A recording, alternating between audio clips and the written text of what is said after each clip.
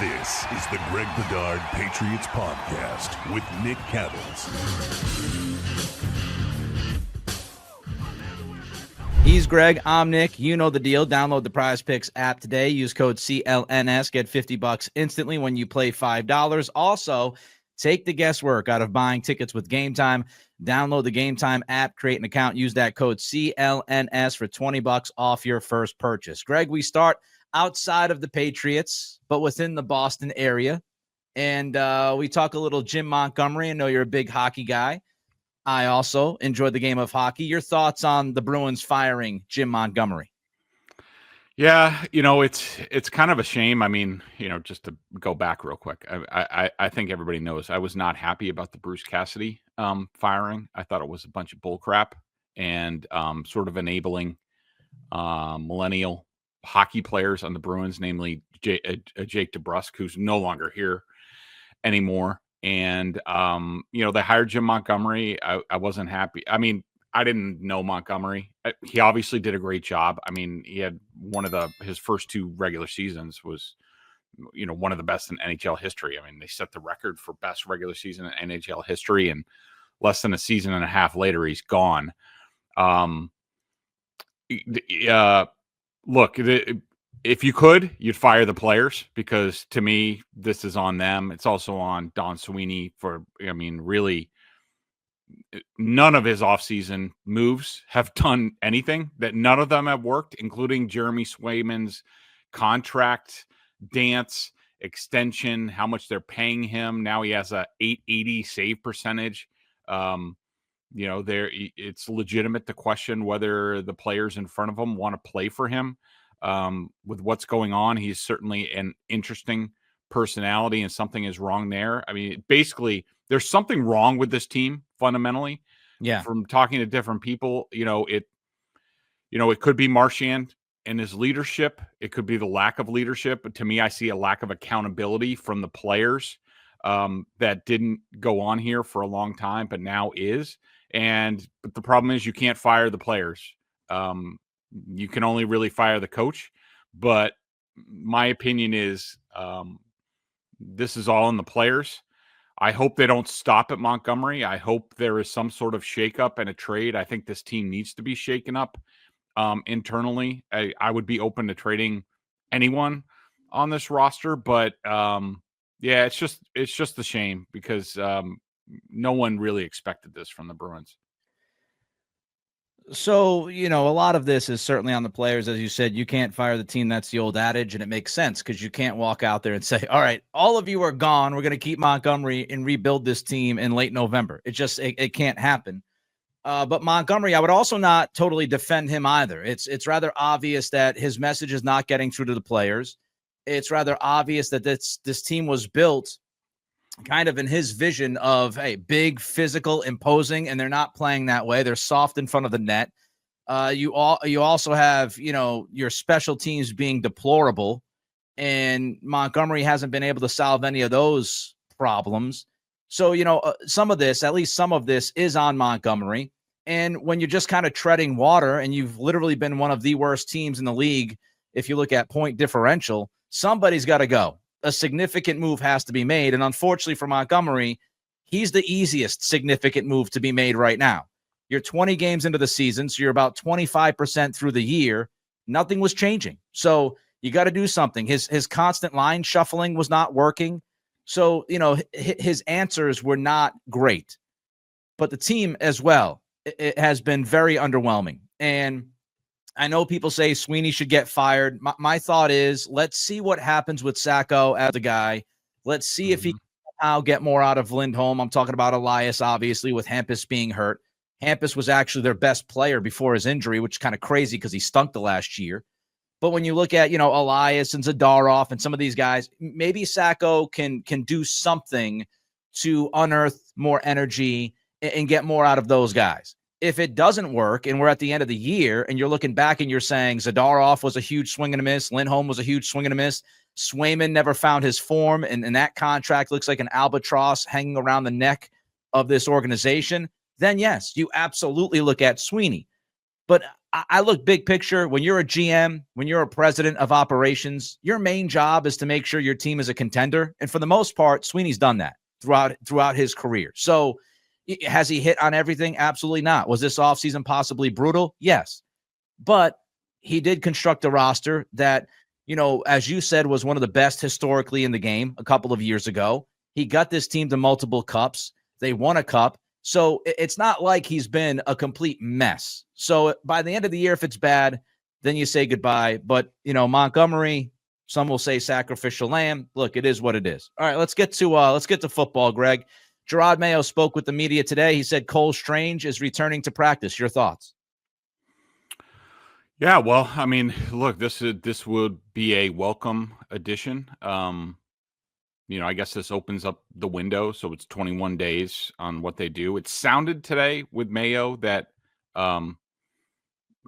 this is going to be more of a process than, say, Christian Barmore, who all of a sudden practiced one day, not in pads, and is all of a sudden playing 21 snaps on Sunday. I mean, that the injuries are obviously different, the quote-unquote injuries. Barmore dealt with blood clots, so he was still able to lift and do everything that he needed to do to approximate football shape. Cole Strange is coming back from, if it's not an ACL, it's some sort of knee injury, but a major knee surgery, and so there's going to be a little bit more involved, with him getting back into football shape. But look, we all know the situation on the offensive line. I know there's been and will continue to be some talk about him playing center, which I'm not opposed to. And again, when I evaluated him coming out of college, I thought that his best position in the pros would be center due to his freak athletic ability in terms of getting up the field. I just thought he had a chance to be, elite at that, and we'll see whether that works in the scheme and what have you. But I got to say, Nick, with what we've seen in recent weeks, I think, and we've talked about this before, considering how Michael Jordan is playing, he's been sort of on a downward trajectory probably since about his fourth game. I would be more interested in Cole playing left guard, going back to his left guard spot. Ben Brown's been good enough. Hasn't been perfect, but, good enough. I mean, if you put Cole at center now, who's playing left guard? I mean, I think they need more of an upgrade over Jordan at left guard. I think that's why you've seen some of the things they've thought about doing, a Wenu to left guard, Layden Robinson to right guard. I think that's been probably one of their bigger weak spots in recent weeks. So, as soon as Cole can get back in the mix, I mean, again, I said the same thing about Barmore, but I'm going to say the same thing. I think it would be a stretch that he plays this week, but, the week after, quite possibly you start getting him into the mix in some sort of rotation at left guard with Michael Jordan. I mean, we even saw Sidy Sow. I didn't notice it during the game, but I did on film. Sidy Sow played like 3 or 4 snaps at left guard. I don't know if Jordan was hurt or what, but that was certainly interesting. But yeah, I think as of right now, I would target Cole to go back to his left guard spot and deal with other stuff later. And you'd imagine that Strange is a better fit within AVP's system because he's more athletic. So, maybe he looks a little bit more like himself when he gets out there. Granted, he's got to be healthy. And how does he return from this? He's had multiple injuries. One of the big questions about him was his anchor. Greg would question whether or not he was a little too light in his ass. And so, that's come back to haunt him a little bit. So, how does he look first and foremost? And then we can wonder about if he can fit better within this system. Something else that Gerard Mayo has said this week caught your eyes, Greg, and that's Mayo shooting down your buddy Burt Breer's report about the Krafts reaching out to people within the football world regarding how to handle Drake Maye. What'd you take out of what Gerard said and how he said it? Well, I mean, he was certainly forceful about it, and it's sort of like a blanket statement saying like all those reports are false. I don't exactly know what he's responding to. I'm sure there's some sort of technicality. I don't know if it's about like, that Burt said that the Krafts were calling around Have they had more informal in person, like dinners and things like that? Maybe that's one way to say it. Maybe Gerard took issue with, and I don't think Bert characterizes it this way. I think it's more, Felger doing Felger and twisting things to sort of arm his own argument or steer it into a more interesting talk show topic, which No, is Mike would never do that, Greg. Come on. Yeah, which is, he steered it more towards they're searching for Alex Van Pelt's replacement. And that's not the way I understand it. From what I understand, and this hasn't been a big secret to some people around here. First of all, a lot of these conversations people have to keep in mind were happening around the time of the 6-game losing streak. It wasn't like in the last couple weeks. And maybe they were continuing to have conversations. I'm just talking about when it came on my radar. And also, from what I understand, it wasn't. I would say the Krafts their conversations were more about doing their due diligence that they probably should have done in February, March, and April before the draft. I think they were preoccupied with other things, like filling out the coaching staff, figuring out the front office, and maybe they didn't really ask all the questions they should have when it came time to drafting a quarterback at 3rd overall. And I think they're just doubling back and making sure in a couple of different areas that they're doing the right thing. Number one is supporting Drake Maye. Are they doing everything they should? Is this, hey, is this the right scheme? Are these the right coaches? But also I think part of this is them realizing, I would say they've been underwhelmed with the first year of this coaching staff, but they're interested in making sure they do the right things to support Gerard Mayo and Drake Maye. This isn't just about Drake Maye in the offense. I think this is also about Gerard Mayo, just making sure, are there more things that they could be doing? Could they maybe bring in a veteran, former, head coach with a lot of experience that could help Mayo, that sort of thing? I think it's got to do the handling of this Bert report, because Bert never said that they're looking at Alex Van Pelt. They're trying to replace Alex Van Pelt. He never said that. That was not the report. I think a lot of this is just kind of, preconceived notions, Greg, of who Alex Van Pelt is. And people were just ready to write this dude off from the very beginning. And even at the station that I work at, 98.5, I know my guy Beetle was just like, before the season, he was pounding that Alex Van Pelt table. And, every little thing that he could find, it was an indictment on Van Pelt. And Mike went with his whole, he's been fired here, he's been let go here. You and I have discussed that context. A lot of things happen where guys, they decide to leave on their own accord to go find a different system, maybe work with different coaches. Their buddies move and they move with them. Sometimes, yes, you get fired. Sometimes you're the scapegoat, which certainly seems like the case last year when he was let go by Cleveland, and Cleveland has absolutely sucked, and Kevin Stefanski might lose his job. So, hey, I don't know, hindsight 2020, maybe AVP wasn't the problem with the Browns offense, and maybe AVP wasn't the reason why Deshaun Watson stunk. It's just because, I don't know, Deshaun Watson stinks. So I think a lot of people built that stuff up about Van Pelt, and whatever can try to build their quote-unquote narrative to be stronger, they're going to jump on it. This could be about a lot of things. This could be about Elliott Wolf. Hey, is Elliott Wolf doing a good enough job of supporting the young quarterback? As ownership, are we allocating enough resources to help the young quarterback develop? Maybe this is about Scott Peters. They're looking at the offensive line. Is it a talent problem? Is it an injury/health problem? Is it a coaching problem? There are a lot of things that you can talk about that, either hurts or helps the quarterback. It's not always just offensive coordinator. Diana Rossini, speaking of the staff, Greg, she reported on Twitter that at this point, people around the league believe the Patriots staff is safe. Is that what you're hearing? Yeah. And, like I said at the time, and this was, I think, in the wake of the Jaguars game where, I talked about, look, if the rest of the season looks like this, and, they were in the midst of a 6-game losing streak, and, They ended up getting blown out by the Jaguars after having a 10-0 lead, and the rest of the season looked the same, and if not worse, then people's jobs were on the line. I will say it seems like things have stabilized a bit. I mean, but they still have games to play, so we'll see. But I think Mayo at this point is definitely safe. Van Pelt, I would say it's up in the air. Let's see how they finish. I thought he had a really good game on Sunday, probably his best of the season in terms of his opening script, throwing some trick plays out there, some that worked, some that didn't work.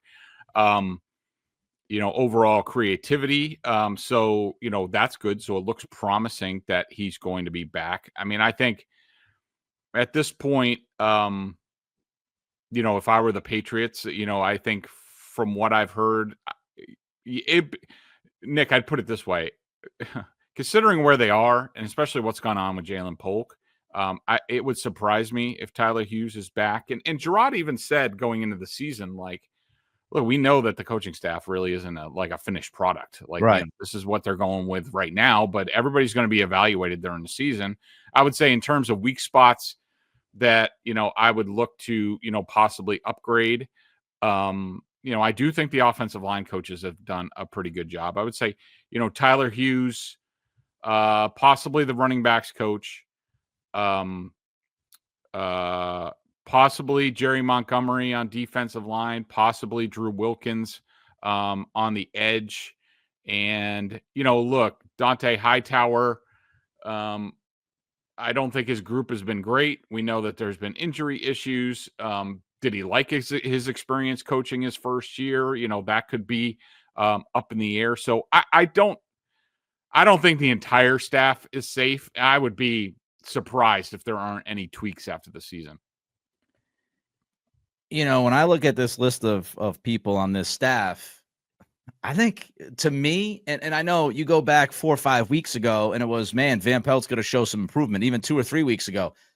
But I really think I've seen some improvements from him. And when you start to look at how this whole plan has been developed offensively, it kind of makes sense with, slowly rolling into certain things. Other things don't make sense. But when you walk into the year, Van Pelt had not been a play caller on a week-to-week basis for 15 years, and he only did it for 1 year.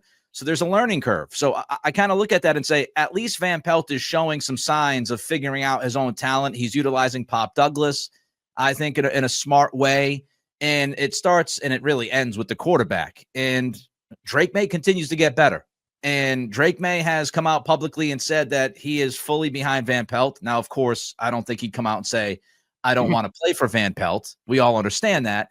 But I mentioned this last week. If the quarterback is comfortable with the play caller, he's comfortable working with him and TC McCartney, and the quarterback is improving, I'm not touching Van Pelt, unless he's doing things that are just like, oh my God, how do you not adjust to that? And we've seen more adjustments from him throughout the season, which gives me hope.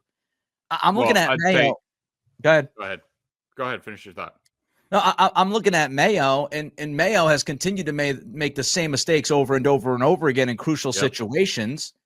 I have more questions about Mayo at this point than I do Van Pelt. And I also have some questions about Covington, who was supposed to be more ready than Van Pelt and was supposed to be, this guy who's jumping out and he's going to be special, and maybe he will be. But I've got bigger questions right now on this staff than I have about Alex Van Pelt. 100% agree with you, Nick. That's what I was going to say. I mean, I will say, and I don't think it's any accident that it seems like the last 2 weeks, especially, like Alex Van Pelt has upped his game. I do think it was, somewhere around the time when, we were talking about, futures of people and the coaching staff and things like that. I don't know if he had extra motivation, like, oh crap, I need to do something. I might be out of a job. I do think he's been better the past 2 weeks. So that's encouraging. And yeah, I would say at this point in time where we are after this last game, I think you could make a convincing argument where you say, outside of Jeremy Springer, who's probably done the best job, if he could just get Bryce Behringer to stop freaking booting balls into the end zone. Good Lord. But Springer's probably, in terms of like department heads and head coach, coordinators and head coach. You can make the argument right now that Alex Van Pelt has performed the best out of all of them. Like, probably Springer first, Alex Van Pelt, and then I don't know, Covington and Mayo are sort of together. Covington and Mayo in a cage match. Yeah, I mean, I've seen improvement out of Alex Van Pelt. I've seen improvement out of the special teams. Have I seen improvement out of the head coach and defensive coordinator? I don't know. I think that's up for debate. All right, Greg, talk about Prize Picks. Yes, I will do that, Nick. Prize Picks is America's #1 daily fantasy sports app with over 5 million active members. Prize Picks is the easiest and most exciting way to play daily fantasy sports. All you do is pick more or less on 2 to 6 player stat projections and watch the winnings roll in. You can now win up to 100 times your money on Prize Picks with as little as 4 correct picks. Download the Prize Picks app today and use code CLNS and get $50 instantly when you play $5. That's code CLNS on Prize Picks to get $50 instantly when you play $5. You don't even need to win to receive the $50 bonus. It's guaranteed. Prize Picks, run your game. Now let's get to the Rams. Greg, your 10,000 feet overall thought about that loss last Sunday. Yeah, to me, and I don't know if I'm in the minority here. It seems like it is on some of the shows that I go on. But I thought this was another winnable game that went by the wayside for the Patriots. I know there are people that are just out there who just like chalk up everything to talent. They don't have the talent, can't win. No, they shouldn't be expected to win. So like, I just don't understand because okay, so wait. First of all, when can I start judging Drake Maye, the head coach? Somebody let me know because 2027, Greg. Okay, apparently that's what it feels like. So wait, Drake Maye needs more talent to show that he's a good coach. How does that show anybody that you're a good coach? It's actually when you have less talent, when you do more with less, that's really good coaching. Like I just think back to, last year. I remember at some point, I think the Patriots played the Cardinals. I remember watching Cardinals film. And I came away very impressed with Jonathan Gannon. And he didn't have Kyler Murray, had Josh Dobbs. I think they only won 4 games. Some of them were lopsided, but I think they went 3-4 down the stretch. Like I could watch the Cardinals and say, I kind of like this Gannon guy. I think he's doing a good job. I think they're doing more with less out there. And I don't think that you can make that argument here. The Rams, certainly better than you. And we talked about it going in. The Jets and the Jets and the Bears, where they were when you beat them, like they were cratering. They were a dumpster fire. They were firing people, and all that stuff. And so you're like, okay, I know the Patriots coaches are not worse than coaching staffs that are about to get fired after the season. Okay. So they're better than the worst. The Rams were, a step up, not a huge step up. This isn't this isn't a Super Bowl contender. This isn't, the 49ers game or something like that. This was different. The Rams were like 20th in DVOA, just, 5 or 6 spots, 8 spots ahead of the Patriots. So, and plus you were at home, they were on a short week.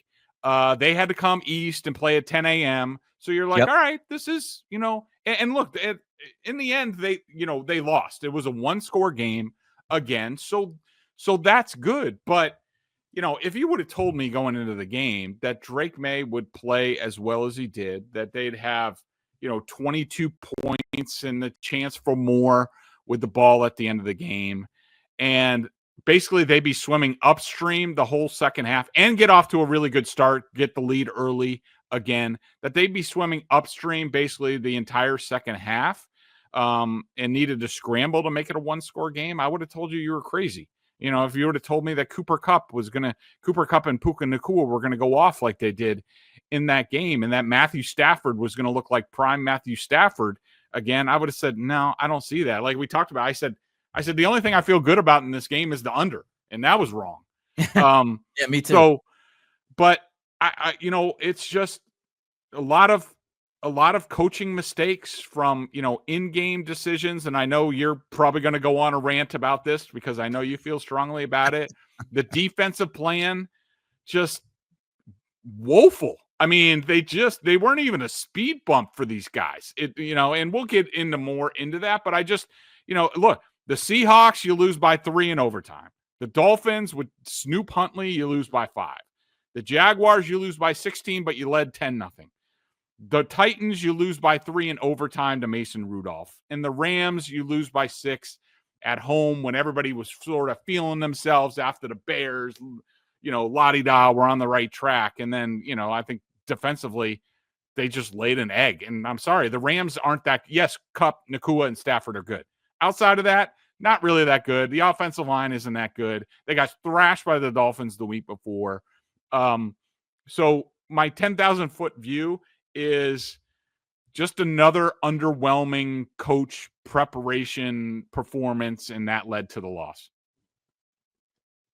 I just want people to kind of think about generally what head coaches should be showing you and how you know whether or not the coaching staff is doing a good job, great job, bad job. First, I'd start with accentuating strengths and hiding weaknesses. Mm-hmm. That's your number one priority as a coaching staff. Accentuate the strengths of your team and hide the weaknesses of your team. I simply ask this question to all of you watching and or listening. Do you feel like the Patriots do a good job of that on a weekly basis? I'm not talking about the level of talent that you have. Just with what you have, do you think the coaching staff does a good job of accentuating the strengths and hiding the weaknesses? I do not, okay? The other thing I would say is I'm not looking for a huge leap of improvement. I understand that this staff is young. It's inexperienced. I was expecting a learning curve. But I was also hoping that they would show signs of improvement. So I ask you, Gerard Mayo, has he shown signs of improvement to you? I'm talking about coaching. I think he's actually done a little bit better of a job with the media stuff the last month or so. But yeah. on the field, coaching, has he improved? Do you have benchmarks that you look at and say, oh, he improved here, there? To me, I haven't seen much improvement. And I've said this now for weeks, Greg. This staff, for the most part, outside of Van Pelt, because I do think Van Pelt's done a better job over the last 2 or 3 weeks of reacting in game planning, some of the stuff, again, utilizing his talent in better ways. We saw Marcus Jones this past weekend on 2 snaps. One was you give it to Jones. The next play, it's smart because you're using him as a decoy to the screen to Stevenson, which got 9 yards, which probably could have been a bigger play if Stevenson cut up earlier. But, so you see some of that. This staff, especially Covington and Mayo, and I don't think it's a coincidence that they're the 2 guys that have been together for a while now, and they're BFFs. They're way too reactionary, and sometimes the reactions are way too late if they get to them at all. And I just kind of think of this one thing that Mayo has said recently that irritated me an incredible amount. He's been speaking to the media, and he did it again today. And his whole thing is, I'm going to look at things in the offseason. I'm going to look in the offseason and look at what I could improve at. Andy Reid does that in the offseason. Well, I mean, look, Andy Reid's also won multiple Super Bowls, okay? So, but, I'm going to wait until the offseason is pretty much the message from Gerard. And it's like, okay, so you're just going to continue to make the same mistakes, but you're going to chalk it up to your first year as a head coach. And you'll just wait until the offseason to maybe correct those mistakes. So you're pretty much admitting to everybody, I'm burning down the 2024 season, because what really matters is the offseason, when I get to sit back and I see what I screwed up. There's no real-time feel. The post-game, Greg, after the Rams loss, I could not believe that Gerard Mayo was standing at the podium and he fixed his lips to tell us that he felt like his team was in control of that football game. What game was Gerard Mayo watching? You were never in control after the Rams started to rip your defense apart. I couldn't believe that Gerard Mayo, and I just said he was doing a better job with the media. This shows you how bad I think he's been doing coaching lately. I also could not believe when Gerard Mayo, I'm trying not to swear, I'm trying not to curse, I'm trying not to lose my mind. I'm just, when he looks at time of possession and is in his mind, he says, well, we were in control of the game because look at the time of possession. Gerard, you don't need the football as long if you're getting 70-yard touchdown passes. Time of possession doesn't mean anything when the other quarterback is killing you. Because guess what, Gerard? You don't need 14 play drives that last 7 minutes when you're putting up 6 less than 5 plays. Like I'm at a, I can't just, for people saying like, oh, he's early. I get it. But come on, man. This stuff is football 101. And some of the things he says after the game, honestly, leave me questioning, did this guy actually watch the same game that I just watched? What was he on the sidelines of this game, or was he teleported to some other game, to some other universe, and I'm not aware of it? And then he came back to do the post-game press conference. It drives me crazy. I mean, you make a great point. I mean, all those were great points, and I completely agree with you. First of all, how many times this season are we going to say, what game was he watching? I mean, that was the whole, remember when he's like, I forget which loss it was, and he's like, oh, I think it was the Dolphins game. And he came back after, and he's like, there's no question that we're a tough team. And I came out, and I was like, what? The Dolphins just ran the ball 7 times down your throat to win the football game with Tyler Huntley at quarterback. And all of a sudden, 2 weeks later, he's calling his team soft. Okay. I mean, but there's been like, this is now 3 or 4 times this year when we've been like, what game is he watching? Also, to say the whole control of the game. I mean, in the first quarter, they definitely controlled the game. I mean, they dominated the first quarter. That was great. But from then on out, and then in the fourth quarter, yes, but the Rams were trying to run clock, more than anything. They were basically up 2 scores the entire fourth quarter, and we're just trying to run clock. I mean, but just give you an example of how they weren't in control of it. By expected points, the Patriots, when they did dominate the Bears the week before, they were probably like a plus 18 in expected points between offense, defense, and special teams. This game, they were about a -8, and all of it was on defense, where they were a -19, which was their worst mark of the year. Worst on defense, their expected points, worse than the Jets game, worse than the 49ers game. So I agree with you. And the other thing, real quick, you mentioned about did he mention Andy Reid? Did he do that? Today, I believe he did. Yes. Oh, okay. I'll look for the exact quote. No, that's fine. But what's interesting is, Andy Reid. Let's just think back to a year ago, and the Kansas City Chiefs, and they were kind of floundering, and the passing game wasn't really going there. They didn't have any weapons, and at some point in time, Andy Reid, I think Patrick Mahomes, was part of the discussion as well. But Andy Reid decided, this team, we need to focus on running the ball and playing defense. That's what we're going to go through. It was very similar to what the Patriots did the last time they won in 18 for the 18 in 18. They lost those back-to-back games into December, and McDaniels and Belichick got together, and they were just like, we got to run the ball. We can't keep going through the air. We're going to run the ball and play defense. And both teams went on to win Super Bowls. Like, you're the head coach of the football team. Your job is to win every week. And I was listening to the Let's Go podcast, and Belichick and Brady and Scratchy were on there. And Bill said something along the lines of, like, he learned a valuable lesson with Bill Parcells. And, where Bill Parcells said, there's a way to win every game, and it's my job, it's our job as coaches to figure out what that is. And it doesn't matter your level of talent or whatever, that is the goal. But for, Mayo to be like, oh, well, I'll evaluate these. You hear him talking about, like, I'm a young coach and I'm going to make mistakes. And how about correcting mistakes? You said the job of a coach. To me, it's the job of a coaching staff is to solve problems and create problems for the opponent. And they're not doing enough of either. And this game was a perfect example of that. And now we're week 11 into the season. Like, all right, I'll give you the coaching staff needs to come together. They need to figure some things out, the first half of the season. The second half, start doing some things. Show me something. Yeah, Mayo said today, this is from Mark Daniels, his post on Twitter earlier, on Mayo on his development. There's so much more for me to learn. Yes, that's true. Said he was talking to someone recently about how Andy Reid approaches the offseason. So there you have it. All right, Greg, tell us about Game Time.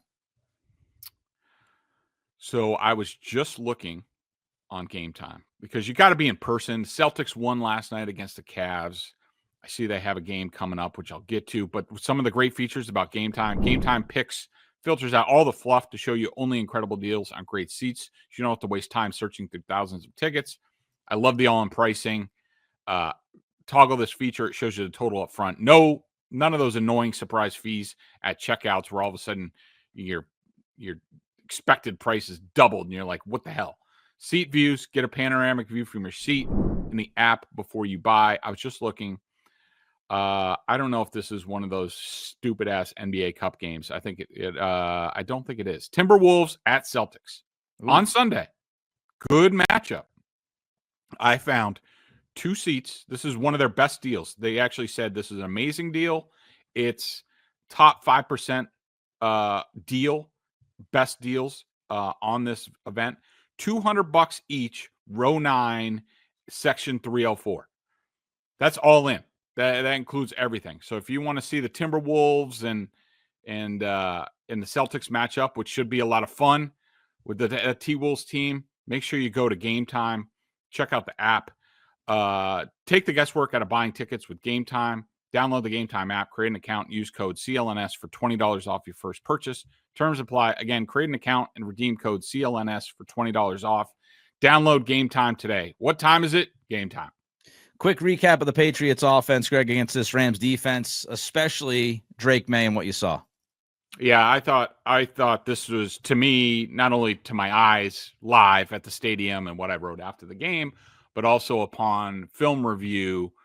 This was my best graded game for Drake Maye by far. I thought he looked in complete control. I thought the Rams threw a lot at him, a lot of, if not straight out blitzes, a lot of simulated pressures where they put 5-6 guys on the line. Then you got to figure out who's going to drop out. Drake seemed to know exactly what they were doing all the time. He played like a vet. I thought he was great. It seemed to me, Nick, for all the people who, hate me when I actually point out the facts about how Drake Maye played, where I said last week, my concern and my growing concern, and it went back the last couple games, was Drake's inviting too much pressure. This isn't sustainable. 2 games ago, I think against the Bears, it was 4 quarterback pressures that I put on him. No, excuse me. That was the game before that. The Bears game, even though they won, I had 7 pressures that he brought on himself. And it seemed to me, Nick, that I think they saw the same thing on film. I think they said, we got to continue staying out of negative plays as much as possible. Drake, we're going to throw in rhythm of the offense. He had his lowest time to throw mark of the season. It was get to the back foot, make a decision, boom, it's out. I think that was part of the way I thought they had a good plan against Jared Verse.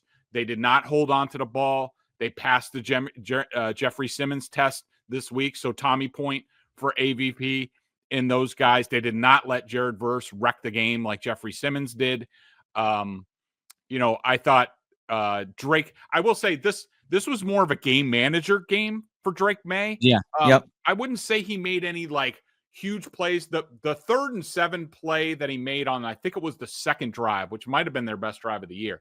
The play where he stepped up, held on to the ball, pop and hit pop, and got walloped at the same time, thrown across his body 15 yards. That play was awesome. It was awesome. The throw to Kendrick Bourne on the touchdown was good. I was more impressed with the read. The Rams busted that coverage. There was supposed to be a safety there. Both of them went out to, I think, Ramondre Stevenson in the flat, and the safety left. They both looked confused after, but Drake saw it. I'm sure a couple people are asking about, some of the bigger plays in the game.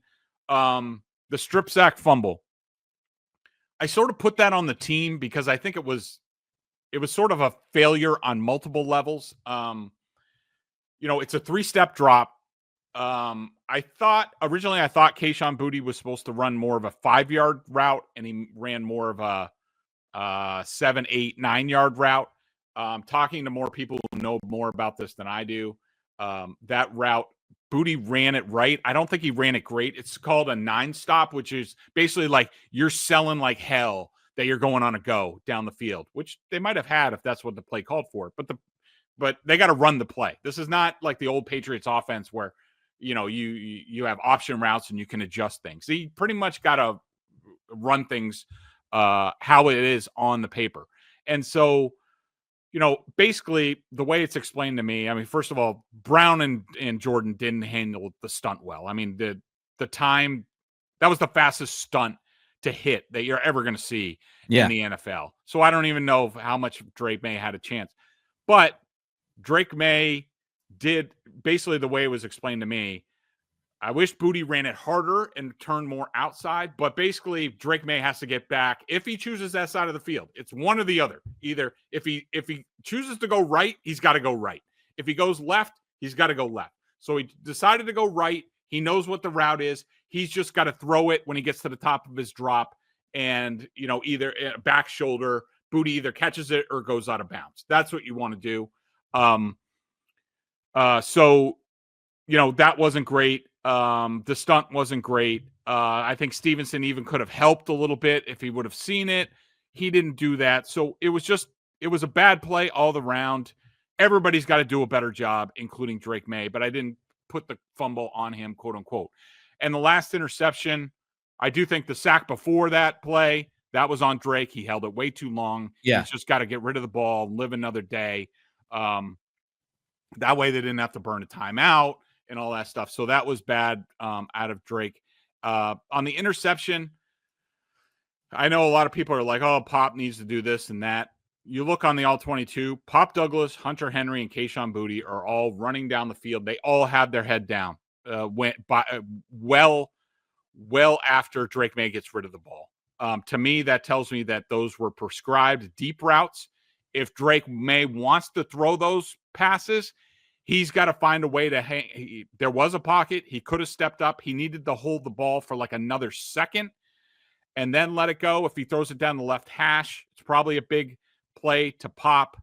The throw sailed on him. If Drake Maye doesn't want to hold on to the ball, if there's too much pressure, check it down to Ramondre Stevenson and the right flat along the sideline. Get as much as you can. Get out of bounds. Live on 4th and 5 or 6 and figure out another way. But I thought, look, he made some really good plays, great game management. It was his best game. It wasn't perfect. I don't expect him to be perfect. I see a kid who learns every time he's out there. He's better every time he's out there. So I don't really mind the mistakes at this point. Are they contributing to losses? Yeah. But I thought that he played well enough overall in this game to win the game if it wasn't for the defense.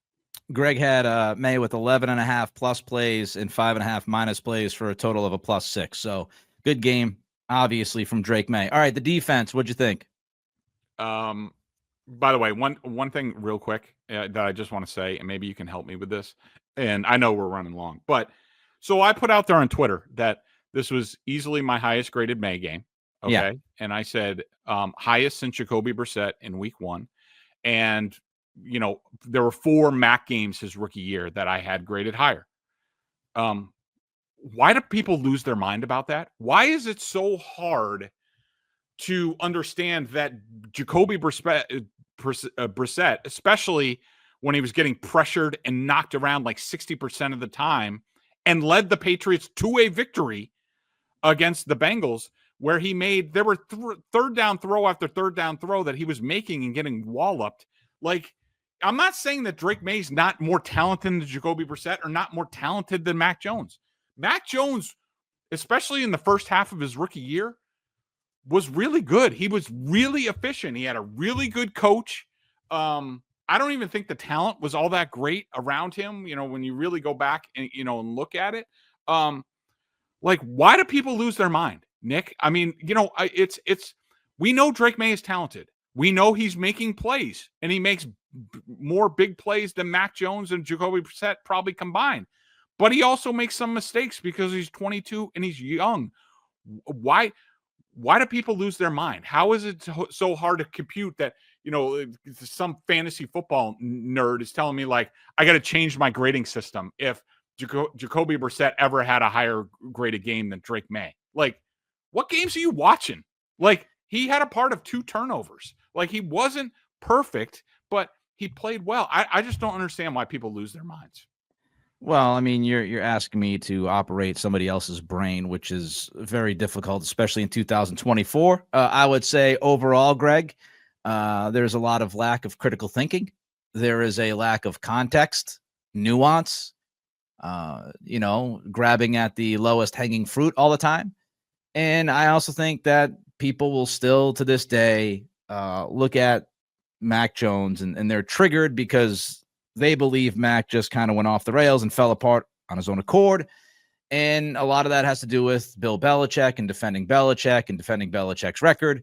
So there's a lot of stuff that goes into it. But I think it's, some people can't admit that Mac Jones actually was pretty good in 2021 for some reason, even though it's like it's already been decided that he fell off the rails and he's no longer here and they've moved on to the next guy. And the next guy sure as hell looks exciting and looks like he's going to be a stud. They still just can't bring themselves to, the idea that he was good from time to time and had some good games. All right, Patriots defense, Greg, against the Rams. Yeah, I know a lot has been made out of the coverage decisions that they made, Gonzalez and how much man coverage and, how they matched up. And, in the defense of the coaching staff, the Rams present a lot of difficulty in terms of, the splits, tight splits with their receivers, the late motion. There's a lot of stuff that they do that makes it very difficult to play traditional man coverage, running with a guy, all this stuff. So I understand why they made some of the decisions that they did. I do not understand why, they didn't have more of a plan for how they were going to deal with these things, especially Kupp and Nacua. And also just, a lot of their, and also how prepared they were. To me, I saw a Patriots team that was unprepared what they were going to see from the Rams. A lot of their motion, bunches, how they handled things, it looked like they were woefully underprepared for this game. I think that, and I hate to going back to Belichick, and we all know he's the best, but, these guys were under him. Gerard Mayo and DeMarcus Covington, worked under Bill for a while. And I don't know how they don't come back to every week, at least to them privately, and just be like, all right, what would Bill do in this circumstance? I mean, I think they'd be stupid not to do that. I mean, because I do that. I mean, I think that a lot of people would do that. And so going into this game, Bill would have said, we're not letting Matthew Stafford go off to Kupp and Nacua. We'll let them. They can run the ball with Kyron Williams all they want. They can throw to Colby Parkinson. They can throw to DeMarcus Robinson, Tutu Atwell, whatever. But Stafford just wants to throw to Kupp and Nacua all the time, and we're going to take that away. And then you say, all right, how are we going to do that? And if you can't match up, which you can't really against the Rams, how else are you going to do it? And to me,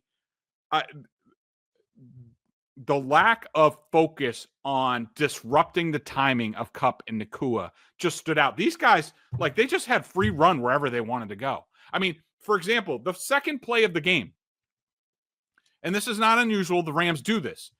Nacua comes in motion, and it's kind of cool.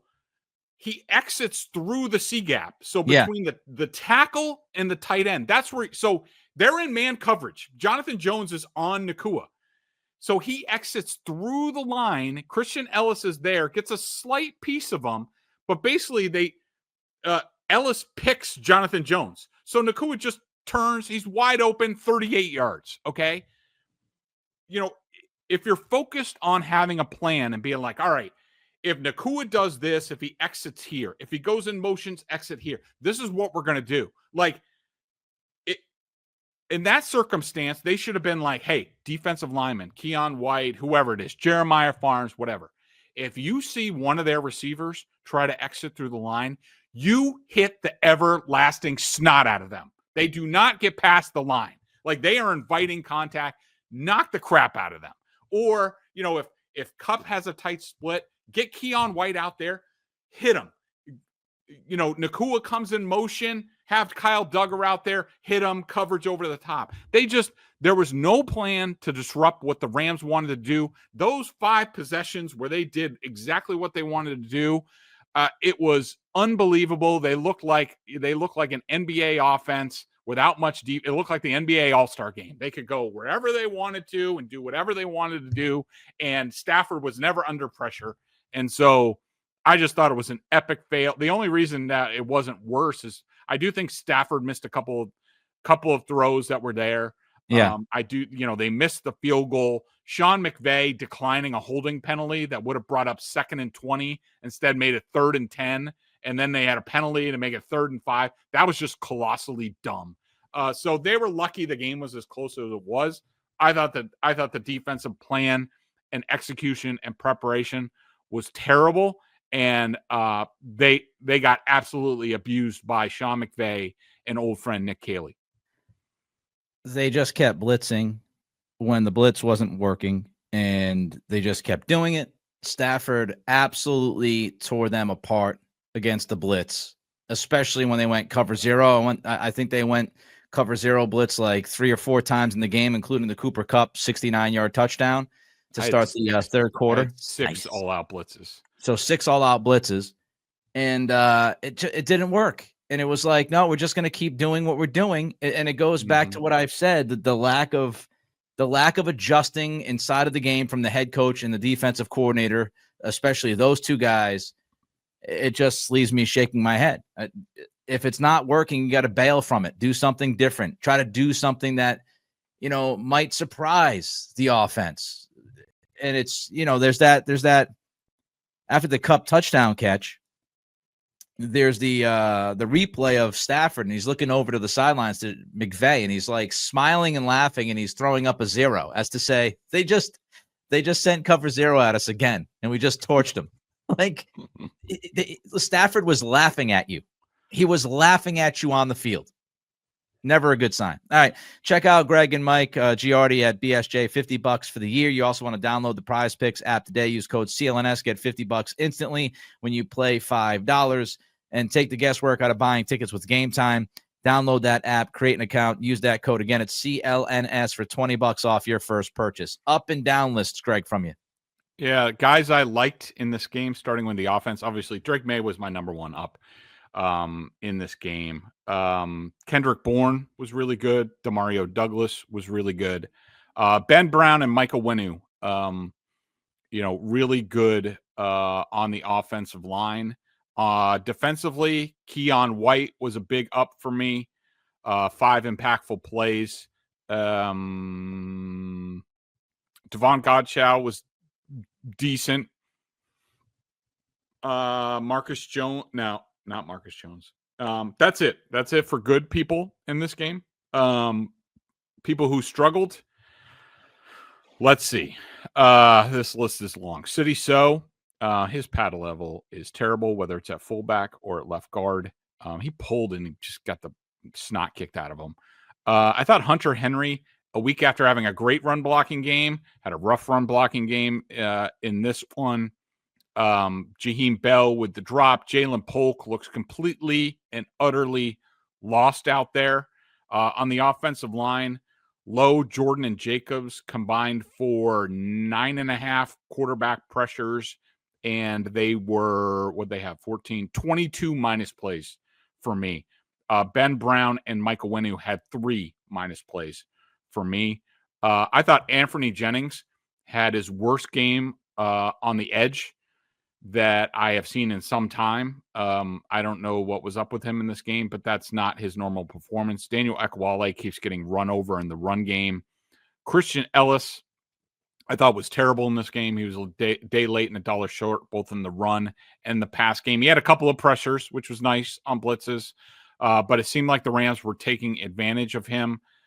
Jonathan Jones gave up 2 touchdowns on the cover 0 play. He's got to have inside leverage on that. I don't know why he set up outside. It was almost like he thought there was going to be a safety in the middle of the field. It made it a much easier throw for the Rams. What he's supposed to do is have inside leverage and force the throw over him and to the sideline, which is a more difficult throw. Marco Wilson was bad, and he's now gone. Del Pettis and Kyle Duggar was really, really rusty in this game. Missed tackles. Yep. Not great in coverage either. Hopefully this was just rust because they need him to play a lot better than that. All right, there you have it. We'll be back later in the week to discuss Dolphins, Patriots. We'll see if we can get Greg Bedard in his Dolphins footy pajamas from his childhood. He can show up a little Dolphins hat on while doing the podcast to trigger some people, to troll some of you. We'll get into that game. Of course, their second game against Miami this year. This one down in Miami, which is always a challenge. Until then, be well. He's Greg. I'm Nick.